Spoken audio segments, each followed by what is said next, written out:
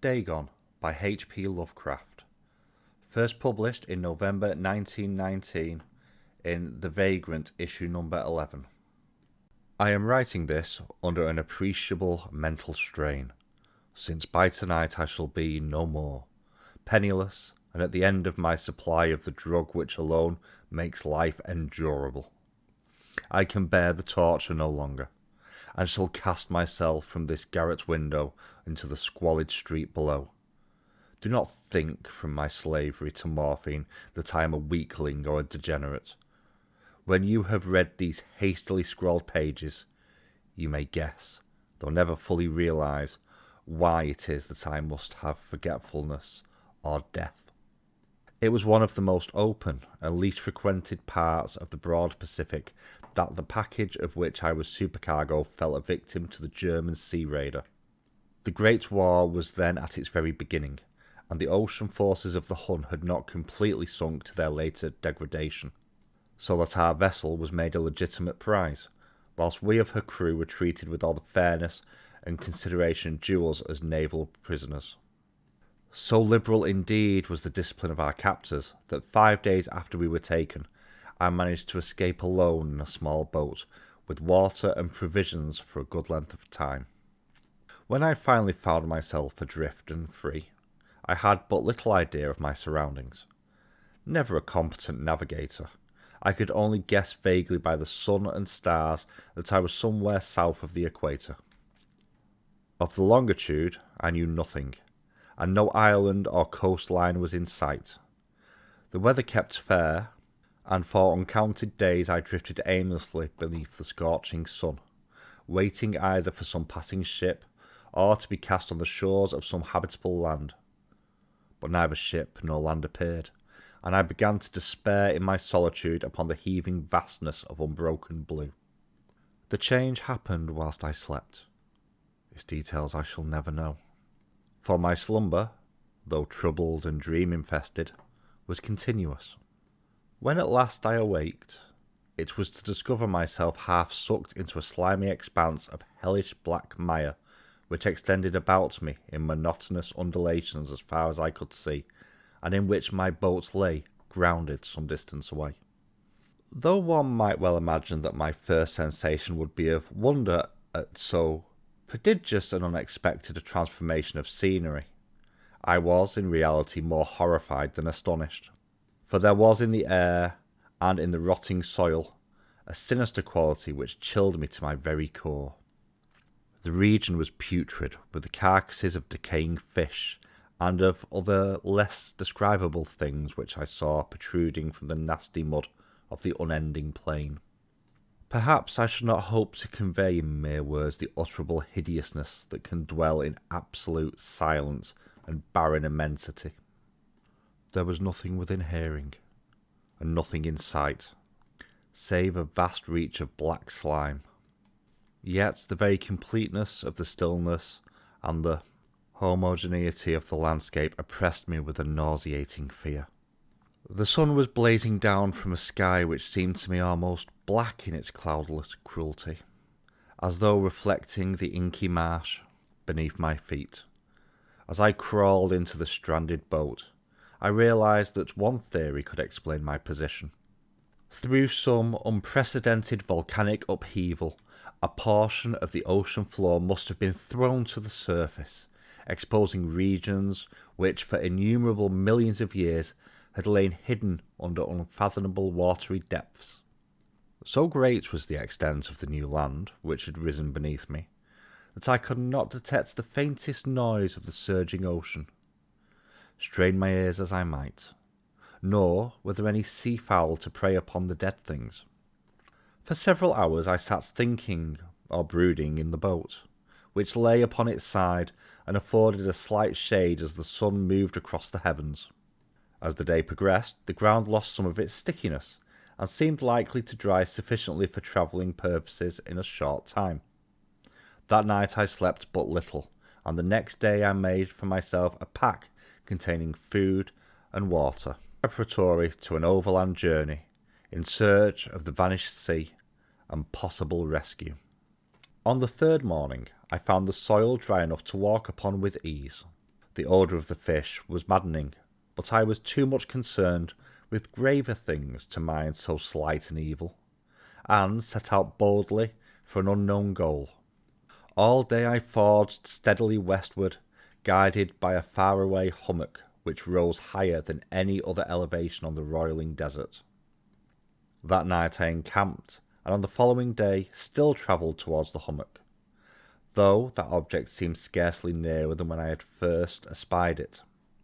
By the fourth evening I attained the base of the mound, which turned out to be much higher than it had appeared from a distance, an intervening valley setting it out in sharper relief from the general surface. Too weary to ascend, I slept in the shadow of the hill. I know not why my dreams were so wild that night, but ere the waning and fantastically gibbous moon had risen far above the eastern plain, I was awake in a cold perspiration, determined to sleep no more. Such visions as I had experienced were too much for me to endure again, and in the glow of the moon I saw how unwise I had been to travel by day. Without the glare of the parching sun, my journey would have cost me less energy. Indeed, I now felt quite able to perform the ascent which had deterred me at sunset. Picking up my pack, I started for the crest of the eminence. I have said that the unbroken monotony of the rolling plain was a source of vague horror to me, but I think my horror was greater when I gained the summit of the mound and looked down the other side into an immeasurable pit or canyon, whose black recesses the moon had not yet soared high enough to illuminate. I felt myself on the edge of the world, peering over the rim into a fathomless chaos of eternal night, though my terror ran curious reminiscences of Paradise Lost and of Satan's hideous climb through the unfathomable realms of darkness. As the moon climbed higher in the sky, I began to see that the slopes of the valley were not quite as perpendicular as I had imagined. Ledges and outcroppings of rock afforded fairly easy footholds for a descent, whilst after a drop of a few hundred feet, the declivity became very gradual. Urged on by an impulse which I cannot definitely analyse, I scrambled with difficulty down the rocks and stood on the gentler slope beneath, gazing into the Stygian deeps where no light had yet penetrated. All at once, my attention was captured by a vast and singular object on the opposite slope, which rose steeply about 100 yards ahead of me, an object that gleamed whitely in the newly bestowed rays of the ascending moon. That it was merely a gigantic piece of stone, I soon assured myself, but I was conscious of a distinct impression that its contour and position were not altogether the works of nature. A closer scrutiny filled me with sensations I cannot express, for despite its enormous magnitude, and its position in an abyss which had yawned at the bottom of the sea since the world was young, I perceived beyond a doubt that the strange object was a well-shaped monolith, whose massive bulk had known the workmanship, and perhaps the worship, of living and thinking creatures. Dazed and frightened, yet not without a certain thrill of the scientist's or archaeologist's delight, I examined my surroundings more closely. The moon, now near the zenith, shone weirdly and vividly above the towering steeps that hemmed in the chasm, and revealed the fact that a far-flung body of water flowed at the bottom, winding out of sight in both directions, and almost lapping my feet as I stood on the slope. Across the chasm, the wavelets washed the base of the cyclopean monolith, on whose surface I could now trace both inscriptions and crude sculptures. The writing was in a system of hieroglyphics unknown to me, and unlike anything I had ever seen in books, consisting, for the most part, of conventionalised aquatic symbols, such as fishes, eels, octopi, crustaceans, mollusks, whales, and the like. Several characters obviously represented marine things which are unknown to the modern world, but whose decomposing forms I had observed on the ocean-risen plain. It was the pictorial carving, however, that did most to hold me spellbound.